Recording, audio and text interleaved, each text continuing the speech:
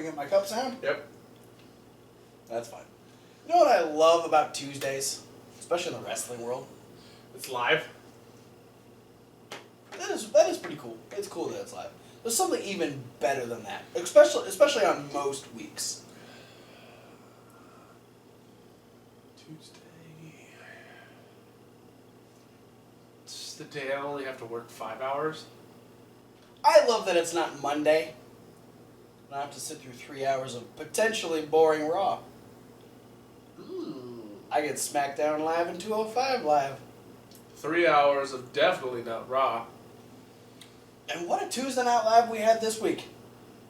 It was a good night. I enjoyed. It was also a Tuesday. It was indeed, and it was all live. Sort of. We watched it after it was live, but it was live when it happened. The first time. We started with SmackDown. Daniel Bryan in his hometown, home-ish town of Seattle, Washington.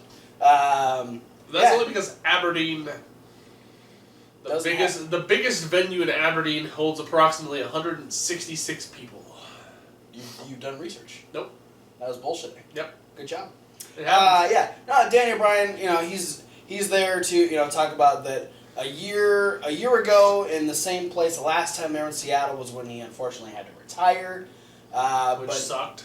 But now, now he's on SmackDown looking to make sure that everyone has a fun time, and he's getting ready to be a dad. So things are looking up in the Danielson household. But who is there to ruin things like usual? The Miz. Roman Reigns. Oh. The Miz. This is not Monday Night Raw. You said ruin things. You don't say that name. You said ruin things. What else was I supposed to expect? Well, it's SmackDown, so it's The Miz. Miz ruins things occasionally. You know who else ruins things on SmackDown? Baron Corbin. Yeah. You know who really ruins things? Mojo Rawley. But he wasn't on SmackDown. The Miz came out, talked some trash, talking about how, oh, Daniel, you shouldn't be in the ring. You can't wrestle. And Miz got the little throwback in his face where Dan Bryan's like, well, it's never stopped you. Mic drop. Then Baron Corbin came out and talked some trash. And then AJ Styles came out. Then Dean Ambrose came out and talked some trash. Said Miz looked like a shoe. And then AJ Styles came out and talked some trash and said that tickle butt. Yeah, he said tickle butt. That was strange. And then Daniel Bryan decided, you know what? We're gonna make a fatal four-way. We're gonna get a little preview of what could happen inside the Elimination Chamber. Yeah. So we're gonna put them inside Hell in a Cell, Mauro Ranallo. Mauro really wanted Hell in a Cell, but it's not October, so it's not gonna happen. No, we got a fatal four-way between Styles, Ambrose, Corbin, and The Miz, and it was a great way to start the show off. Yeah, because the match was gonna happen right now. Yeah, because Daniel Bryan has that authority, and it was good. There was a lot of good chemistry here. You can tell they've been working on their in-ring stuffs together, and it was just it was an exciting way to start. Everyone got a little bit of moment to shine. So I had some fun little spots that probably won't happen in the Elimination Chamber, but they were fun to watch on SmackDown. And surprisingly enough, Baron Corbin ends up picking up the win in this match. Dean Ambrose ends up getting taken out. Styles ends up hitting the Styles Crash, or the Phenomenal Forearm, on The Miz. And before he can follow up, Maurice actually pulls Miz out of the ring. Yep, no hitting him allowed. And Styles, obviously distracted, turns right around into the End of Days. And Baron Corbin's got quite the bit of momentum heading into Sunday's Elimination Chamber. Yeah, I'm going to be real. I'm not 100% shocked that Baron Corbin won the match. That was one of those ones where it definitely could have gone literally any way. Yeah. The most shocking thing to me is that he beat AJ Styles. Yeah, to do it. no, that's a big feather in the cap for Baron Corbin. The fact that they put him over, easily the most popular guy in the match. Well, and the guy who just lost the belt. Yeah, like the former Literally champion. like a week ago. Yeah, so congratulations to Baron Corbin. Speaking of Elimination Chamber, Luke Harper had some foreboding words for Randy Orton. He did. Saying his words forebode. Yes, and essentially challenged him to a match at Elimination Chamber that is now officially signed, so we can add that to the Elimination Chamber card. One of the matches we already knew about was Natty versus Nikki, and we had a Dual promo via satellite, where... Via satellites. Satellites. Where the crowd couldn't hear what Tom was saying, but Tom pretty much just kind of got it started. And then Natty and Nikki just started throwing the shade at each other. Natty, still savage as fuck, saying you're never going to have a child of your own, and John Cena's going to go to another woman, and then if Natty wasn't married, John would have ended up with her. I mean... I wonder how Tyson feels about that. Tyson probably loves it, to be completely honest. You think so? There's like a poll going on WWE's Facebook page right now, I think, that talks about to vote on who the WWE's biggest power couple is. And Really? Natty and Tyson is actually an option to pick on the list. Oh. Any idea on what the No clue. percentages are? Oh, well. That's interesting. That's cool that they're on the list. Even though Tyson can't really wrestle anymore. But yeah, eventually just all of this stuff gets too much. And if you don't vote for them, she says 2 paws will hunt you down. Well, I got a cat. I know what to deal with. Yeah, Nikki eventually, it just becomes too much for Nikki, and she gets up and walks away, and Natty feels like she kind of won the battle of words. But the question is, will she beat Nikki on Sunday? Hell no. We'll find out. I mean, that one.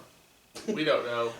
This isn't a predictable feud. We got Apollo Crews versus Dolph Ziggler, which was very fast. Yeah! Because Ziggler hit a super kick. Just kidding. He tried. And Apollo Crews rolled him up. Yeah. And so then Apollo Crews got super kicked. Yeah. And then he got hit with a chair. And then Kalisto came out. Got crotched. And he got hit with a chair. And then Apollo Crews got hit with another chair. And Danny Bryan's like, Dolph, you're a dick. You've been a dick to both of these guys. So say sorry. No. Then face them both. Yeah, face them both in a handicap match. And JBL's like, that's not fair. So, yeah, now an elimination with chairs tied to your hands. I hope this is the pre-show match because I feel like this has the weakest build and is the most unnecessary match of the entire show. And so I feel like this or Natty versus Nikki needs to be the pre-show match. Because it's those are the two matches that aren't going to get that much of attention or reaction on the show. So do that before the actual show starts. But we'll see. I don't even know which one's actually for the pre-show yet. I'm having a hard time wrapping my head around this Dolph Ziggler angle. Okay. Because it was like Dolph Ziggler, desperate Dolph, like giving himself like that ultimatum, like the last chance to win shit. Yeah. And then he loses some more. And then he hits somebody with a chair. But rather than move this in any direction, it's just repeatedly Dolph Ziggler hits the same guys with chairs. I think for me, what I've kind of gathered from it is he hit that point where the frustration hit an all-time high, and the frustration was so high that when someone who viewed him as a friend was trying to save him, especially from someone like Baron Corbin, who they didn't like in particular, Kalisto became a victim of the just stress level. And then from the stress level, because Kalisto and Apollo Crews both kept kind of getting in Dolph Ziggler's shit, Dolph Ziggler just reached a point where he didn't give a fuck, and he was going to beat up anyone in any way he wanted to. Yeah. And now he's reached a point where he's, instead of reining himself back and keeping his composure, he's caused too many issues, and now he has to face two people at once. Yeah. I just feel like it's like, we don't know what to do with Dolph. That's also what it is. Go hit these guys with chairs. Yeah. What do you mean? What's it going to lead to? What are we going to do next week? We don't know what to do with them either. Just keep hitting them with chairs. You're going to hit them with chairs next week. The payoff? You're going to hit them with a chair. What about that? We're going to do a handicap match. Yeah. What can I do in that? Hit him with a chair. Okay. You're going over. So we'll see what happens in the handicap match. I predict a chair. Like I said, Dolph should wrestle this match with chairs tied to his hands. That does kind of even the odds. That would make it a handicap match, though, for real. Would he be handicapped, or... He would. You can't grab anything with chair hands. But do you really need to grab things with chair hands when all you can do is just swing and hurt people? It's hard to wrestle with chair hands, man. He's hitting people with chairs. He's not trying to wrestle. But He can still super kick. Okay, he's got chair hands, but he has to wrestle the match. It's not no disqualification. He can't just start chair swinging. Well, then he can't touch them. He can only kick. Well, no, he can still try and wrestle. He can try. He's just got hands like this at this point. It's just a giant pair of tongs. Oh, man. Anyway, after that we had a very interesting way to, like, hey, let's get all of these segments done at once. Let's do a dual contract signing. Yeah. Where, I mean, it worked for what was there. What it is we have a title match. Contract signings are usually reserved for title matches. But people are starting to realize that, like, Becky Lynch and Mickie James are as important as fuck. And they don't care that much about Naomi. Unfortunately, you know, like, the fact that, like, Mickie James versus Becky Lynch, to me, it's like a way more of a marquee match than Alexa Bliss versus Naomi. Well, and this is the one that's been built up, like, through, like, they had this full-on storyline. Yeah. Like, Naomi came back just before the Royal Rumble, and now she's going for the championship. And it makes sense because she does have 2 wins over the champion. Yeah. So it makes perfect sense. But it's like... But yeah, there's more anticipation, and it's a bigger marquee style match. Yeah. But they're trying to give the title match a little rub. Yeah. By doing a dual contract signing. Absolutely. But yeah, I think, you know, unfortunately, Naomi did have the weakest point of this promo because Mickie comes strong out of the gate, talking about how the reinvention of Mickie James begins with the destruction of Becky Lynch. Becky just starts throwing shit back at her, going, well, you know, things got difficult for you and you just left. Yeah. You know, you kind of bitched out, so, you know, it's not my fault that... Apparently Lay Cool was too much to handle. Apparently. The Mickie James thing was just too much. She couldn't handle the shade. So yeah, you know, Becky starts talking trash and she... They were throwing shade before shade was cool. That's a pun on 2 levels. And then my favorite part though, Alexa Bliss she cuts a promo on Becky Lynch. She cuts Becky down. Like, Becky thinks she's like on top of it at this point, and Alexa just cuts her down. No problem. Goes to sign the contract. Goes, oh yeah, Naomi, I forgot you were here. I'm gonna beat you on Sunday, and signs her contract. And then Naomi, she tried, but promos are not her thing. She's a great wrestler. Yeah. Promos, not so much. And stop with the snatching her bald thing because she's not bald. It was funny the first time you said it because you said you were going to snatch her bald. But continuing to tell her that you're going to keep snatching her bald when she still has her hair makes no fucking sense. Stop it. But then she kicked Alexa Bliss in the face. Yeah. And then we had... Go figure. A contract signing broke out into a fight. Holy shit. We got a little... WWE? What? No. Then we had a little bit of a brawl. Naomi got the big high spot where she did the dive over the top rope. And then Alexa and Mickie ran away while Naomi and Becky stood tall in the ring. Yeah. So, contracts are signed. We have 3 ladies matches this Sunday. That's crazy. 3 ladies singles matches. Yeah, Raw, learn something like that. Get on your Oh, shit. wait, you don't have enough women on your roster to do that. Yeah, because they keep holding back Emelina. Paige disappeared. Dana. What is up with the women of Raw? Just vanish. Yeah, the only person to disappear from SmackDown, thank God, was Eva Marie. Everyone else? Eva Marie's just on Raw disguised as Sami Zayn. Are you saying Eva Marie beat Chris Jericho last week? Yes. Gross. I hate Raw even more now. Yeah. So, Sami Zayn's in an inflatable muscle suit playing Braun Strowman.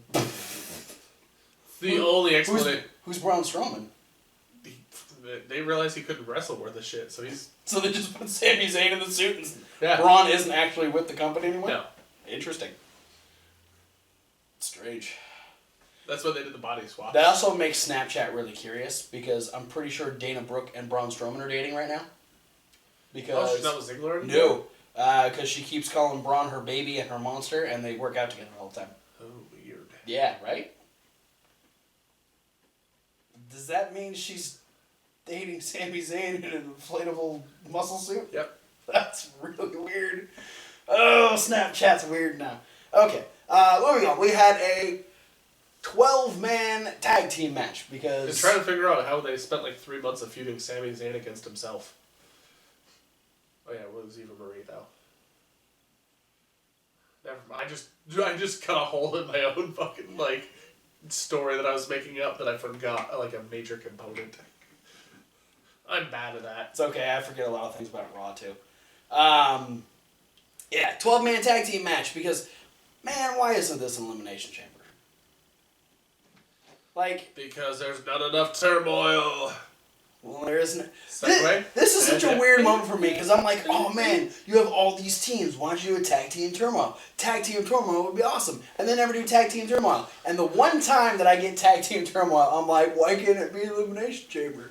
Because apparently they have a new Elimination Chamber, and that probably means that teams can't fit in a pod together. But we do have a tag team turmoil match. So I just hope that it's like a ghetto ass chamber with like he's just rickety as fuck. phone booths as pods. No. Oh, good. It'd be the hood slam version of it. American Alpha's just like smashed against each other. Anyway, yeah, so we split the teams. We had, on the heel side, we had the Vaudevillains, the Usos, and the Ascension. And then on the babyface side, we had Heath Slater, Rhino, American Alpha, and Breezango. I'm okay with that. Breezango making a turn, maybe? Probably not. But yeah, the match wasn't anything too crazy to write home about. It was a standard, way too many guys in a tag team match type of feel. Well, too many cooks in the kitchen. Yeah, with a big old dive spot from Gable. That Heath Slater getting choked out. Yeah, so just get a bunch of people tossed over the top rope. Rhino gets a hot tag. Rhino gets the hot tag, ends up getting taken out. Then Gable does the big dive, and that leaves Jordan in there with the Ascension. He gets taken out with an uppercut from Victor. Victor turns around, and Rhino comes running across the ring. Connor gets in the way, takes the gore, and then Victor hits a flying knee strike on Rhino, and the Ascension pick up a win on SmackDown. Holy shit. Well, yeah. The Ascension totally won on SmackDown because they're the longest reigning NXT Tag Team Champions. What? Yeah. The Ascension, instead of the Usos, who they were teaming with, or the extremely over baby faces on the other side, the Ascension. Or Breezango. The Ascension. Let's face it, the only team that didn't have a chance was the Vaudevillains. It's true. But the Ascension pick up a fucking win. This is why I love SmackDown, because they give people chances. This new face paint is doing them wonders. Absolutely. Zombie Connor and half Victor. Yeah, what do you call Victor? Is he a demon or is he Two-Face? Oh, okay. All right, cool. But yeah, the Ascension. Congratulations. And then on the main event, we had John Cena versus Randy Orton. We had Bray Wyatt watching from ringside. Been a while since we've seen these two go against each other one-on-one. Pretty standard. They didn't try and go too, big and bold about it because there's nothing special about the match quite yet. We're still trying to see the build where this is going towards WrestleMania. Yeah, I mean, it's one of those things, like, you can expect these guys to put a decent match on against each other. Plus, Cena's got to rest up because he's got Elimination Chamber on Sunday. Let's face it, out of everybody on the roster, I think potentially John Cena and Randy Orton have faced each other the most. Oh, yeah. They absolutely have. If anyone's going to have chemistry, it's going to be those two because they've been facing each other off and on for long stretches. 15 years. Yeah. Something like that. It's been a long time. But the interesting part of this match was the fact that the referee ends up getting taken out because Randy's up trying to fight off the AA, and Cena decides to rip him off of the ropes, and the referee essentially gets drop-kicked in the face by Randy Orton with the assist from John Cena. Which this spot happened at National Pro Wrestling Day. Really? Pretty close. Oh. So the referee's out. Cena immediately, for some reason, drops down into the STF, makes Orton tap out, and immediately releases and goes, oh shit, referee's not here. Fuck. So then Bray Wyatt gets in the ring, starts fucking around with Cena, and it works for a little bit, and then Luke Harper shows up. Yeah, because they set up for the RKO Sister Abigail combo, and Cena clotheslines Randy, but he still gets his shit fucked up by Bray Wyatt anyways. Yeah, Bray Wyatt ends up hitting the Sister Abigail on him. So then Luke Harper shows up. And knocks Bray Wyatt's head off. Yeah, with a fucking crazy-ass discus clothesline. But then Randy's like, RKO out of somewhere. Yeah. And then John Cena's like, bitch, AA! And the referee's like, oh, that's my cue. 1, 2, 3. And John Cena has defeated Randy Orton. And we've got some pretty good build towards Harper and Orton on Sunday. Bray Wyatt didn't exactly get any momentum heading into the chamber, and that worries me a little bit. It worries me a little bit, but at the same time, I feel like the fact that out of everyone in the Elimination Chamber match, he was the least highlighted person on the entire show. It's true. Might be WWE's way of saying this is going to be a bit of a surprise. Fingers crisscross applesauce. Yes. What about 205 Live, though? 205 Live. We opened up with bad news. Yeah, Tony Nese can't wrestle. Yeah. So unfortunately, we have. And I mean not like in a derogatory way where I'm saying that he's a bad wrestler. No. He's hurt, so he's not clear to be. He got hurt in the 6-man tag match last night on Monday Night Raw. I can't even say the name of the match. I physically couldn't. I physically had to stop talking. Okay. I'll do that for you. Okay. So we have an open spot in the Fatal 5-Way. As Kevin Hawk pretends to vomit, Bray Wyatt falls over. Bray doesn't like Fatal 5-Ways either. So we open up with a qualifying match to determine who's going to take Tony Nese's spot. We have Mustafa Ali versus Arya Daivari. Donald Trump's favorite wrestlers. Yep.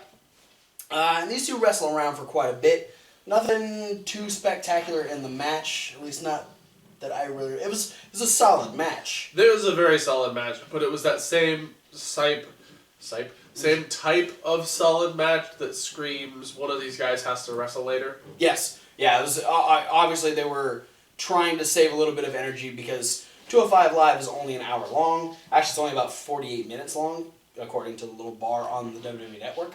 So they don't have a whole lot of recoup time before they have to go in there and fight 4 other guys. Yeah. So, in a decent amount of time for a qualifier, Mustafa Ali does pick up the win with the inverted 450. So he will take Tony Nese's spot the 54. in the Fatal 5-Way. We also find out that next week will be the debut of Grand Metalik on 205 Live. Grand Metalik next week.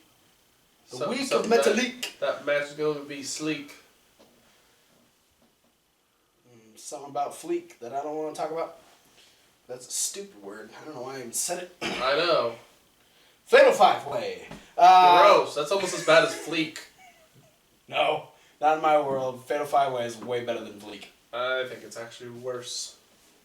What is? What you said. What's worse than fleek? Say it, Kevin. Roman Reigns. Yeah, you're right. We had we had Brian Kendrick versus Lindsay Dorado. Brian Kendrick has now switched his attention to Akira Tozawa, the fact that Tajiri is out with injury, and he's trying, I guess, to take Akira Tozawa and make him better. I don't know. I like his whole shtick. He's just like, yeah, I'm the crusher of dreams in 205 Live, except for Akira Tozawa. Yeah, because apparently, okay, so he beats Lindsay Dorado. Lindsay tries to go for the shooting star, ends up getting hit with the knees, then tries to do a crucifix pin, which Kendrick kicks out, and then right into the captain's hook, makes Lindsay tap out. So then Austin Aries gets in the ring. There was a little issue I had with that ending. Yeah? Oh, the ropes? The fact that Lindsay was like 8 inches from the ropes. I will say, Kendrick did start to put a foot back to try and like trap the leg from getting to the ropes. So I think Kendrick realized how close they were and tried to save it. Yeah. I had that moment where I immediately went back to Johnny Gargano tapping out when he was like visibly able to touch the ropes with his hands. Yeah. I think the only reason why this one actually bugged me as much as it did is because I know how long Brian Kendrick and Lindsay Dorado have been wrestling. Oh, and the fact that both of them put themselves in that situation. It kind of seemed like something, sort of a rookie mistake. Yeah. Yeah, I can understand that. But, yes, Brian Kendrick does pick up the win via submission. Austin Aries gets in and starts to ask Brian Kendrick about what his relationship with Akira Tozawa is. And he's like, I'd like to take him on and make him my protege. He starts calling him like his buddy. Yeah, he's like really into being friends and making Akira Tozawa a somebody. And he's like, come on out, buddy. Come on out, my new friend Akira Tozawa. And apparently Tozawa just didn't have an interest in it. Nope. But then music started playing. It's like, wait, this is Tajiri. This is Tajiri's music. Tajiri's injured though, and no one's coming from the entryway. So we're like, what is happening? And then Tajiri is behind Brian Kendrick. Kendrick sees the Zonatron, turns around, and gets a big old face of green mist. And Tajiri does a little funny spin. Yeah, Tajiri does a little spin, slithers out, waves bye-bye, and Tajiri's back on 205 Live. Yeah. Who knows? I mean, we could still be a ways from seeing him like medically cleared to actually wrestle. It was just nice to see him on TV. Like he doesn't really have to do anything. Just be a presence. Yeah. So that was a nice little surprise. I appreciated that. And then just Tajiri's presence is a present. Especially when he's present. Before our Fatal 5-Way, we had Neville run down each and every person that is in the match. And why they suck. Pretty much saying that it doesn't matter who's going to win because they're all going to bend the knee and pay respect to the king of the cruiserweights. Yeah. But then we went to our Fatal 5-Way. He actually didn't rip that much into Mustafa Ali. His whole shtick was like, reminds me of a younger version of me, but he's got a long way left to go before he gets anywhere near as good as I am. You know why? Because he had an entire promo set on Tony Nese. Yeah, and Tony Nese got taken out of the match. 4 minutes worth of promo on Tony Nese. And then Tony Nese got taken out of the match like, oh, fuck, I gotta come up with something from I think he really only had to modify it from Tony Nese to Mustafa Ali just like a tiny bit. Yeah. Where he could have just said, like, Tony Nese reminds me a lot of me, but just American, which makes him inferior. That's fair. That's probably the way he was going. But in our match, we have... I forgot until the match started that it was elimination style, so that actually put some extra tension in the match. It wasn't a one fall to a finish type thing. Yeah, this whole time I thought it was Hell in a Cell. No, it's SmackDown. SmackDown's going into Hell in a Cell. Oh, yeah. Or no, it's Elimination Chamber. That one. What was this again? Sunday Night Heat. No, this match. What was it called? Sunday Night Heat. Not how you're going to say it. Fatal 5-Way. You cannot make me say that gross combination of words. One day, sir. One day. The first elimination would be Noam Dar. He started the match off by just pissing off everybody. Yeah. So he really didn't start himself on a good path towards winning this match. But especially being the only heel in the match. Yeah. kind of gang warfare on Noam Dar. He focused a lot on Jack Gallagher, which in the end he ended up getting a surprise lumbar check and then eliminated by Cedric Alexander. Cedric Alexander would then, just a few minutes later, be eliminated because of Noam Dar's interference, crushing him on the top rope. That would set him up to be put into position for the detonation kick and eliminated by T.J. Perkins.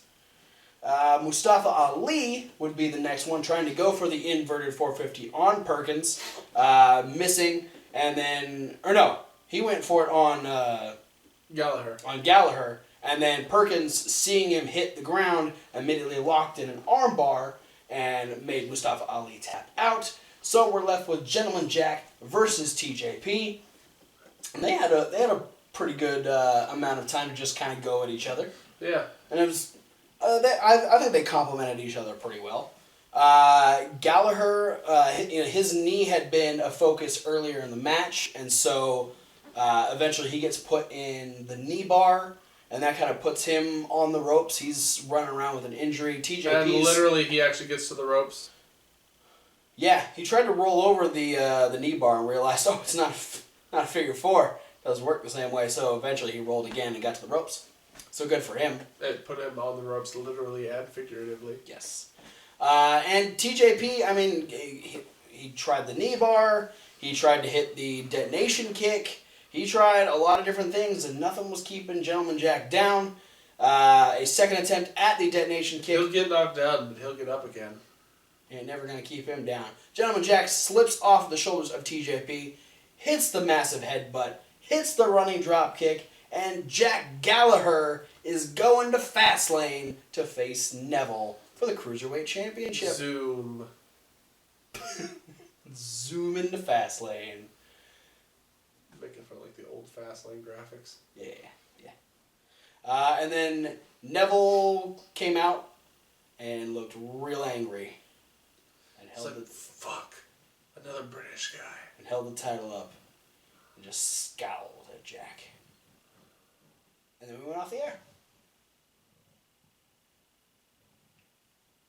Yep. Thanks for watching. Don't forget to like, comment, and subscribe. Thanks for that. Click on the links down in the description, send it to all of our social medias. There's a lot of those links to click, but do it. We like to talk with you people. Mm-hmm. And yeah, that's about it. You can also check out this review along with indie news, Rob review, and midweek wrap up in podcast form over on SoundCloud. Yeah, that link is also down there. Exactly. But you want to stay on YouTube because we have 2 video exclusives coming to you this week. We have Elimination Chamber predictions, and I'm going to be throwing at you a top 5 for the month of January. So look forward to that. You only get that video form. You also only get video forms of the stuff that's over on Reasonable Wrestling Fans. That's reasonable with a W. Like wrestling. Or Weedle.